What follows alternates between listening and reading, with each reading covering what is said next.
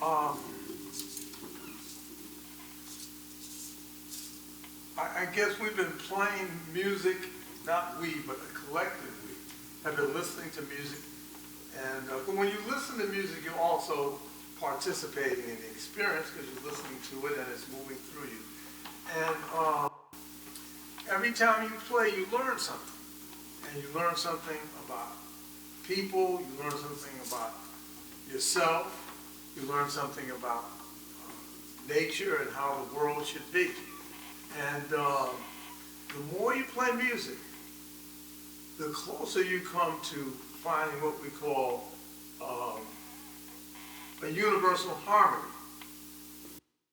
And what I found is that there's certain things, and I don't know, maybe Ornette Coleman was talking about this kind of thing when he's talking about harmonics, but if I can play, and I found out that I can play in any key, and it works with any tune all the time, and this particular key or tone center is being negotiated or really being coming through me through the earth. So it's not a scientific or technological thing, it's coming to me through the earth, and it seems to be like a mirror for the sound. When you hear something, you don't say, well, what they're playing and what we're going to do next. It just comes to you. And that's kind of what this music is about. It's, you can call it improvisational music, you can call it nature's music. And it's really related a lot to the mountains, to plant life, to water life. And the more you play, the more you see how that's really connected. And it has very little to do with music school, as far as I see right now.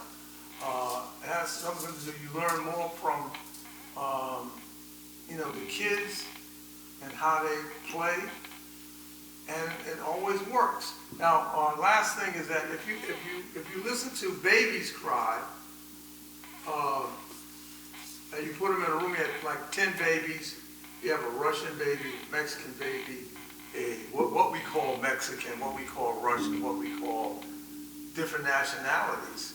And you listen to them and you say, okay, can you pick out the Russian baby? I couldn't. Sound the same to me as the other baby. I couldn't pick out any nationality with the cry.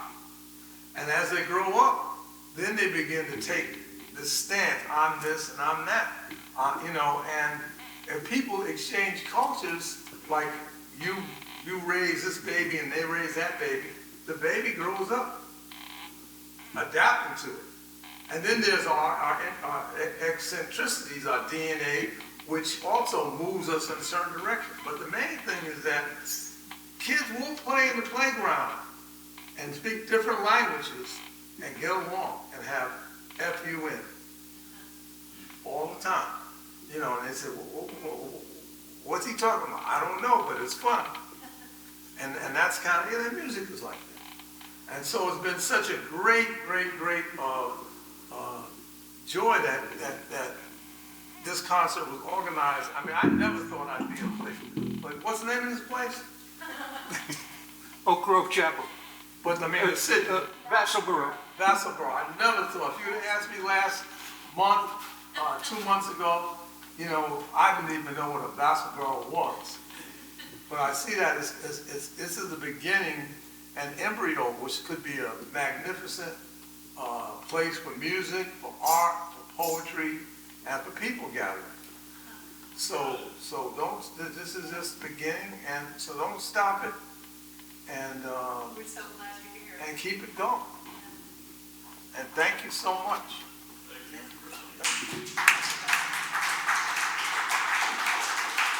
I just want to thank my two friends here for joining me, William Parker, Mixa Sean Razi. And to paraphrase the great jazz bassist composer Charles Mingus, there are no wrong notes. Thank you.